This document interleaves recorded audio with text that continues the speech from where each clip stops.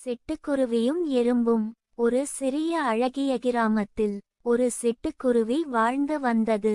அது தினமும் தானியம் தேடி மகிழ்ச்சியாக பறந்து செல்வது வழக்கம்.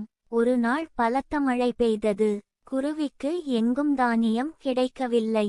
பசியால் அது மிகவும் சோகமாக ஒரு மரக்கிளையில் அமர்ந்தது.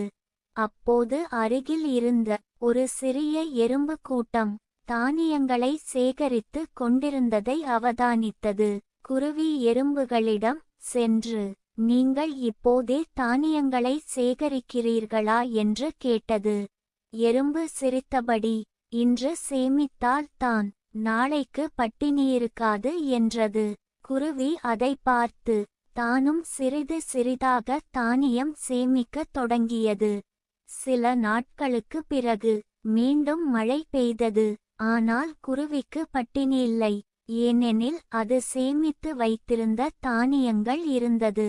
குருவி மகிழ்ச்சியுடன் எறும்புகளுக்கு நன்றி சொன்னது. குழந்தைகளே, இக்கதையிலிருந்து விளங்கிக் கொள்ள வேண்டியது: சேமிப்பு பழக்கம் எதிர்காலத்தை பாதுகாக்கும்.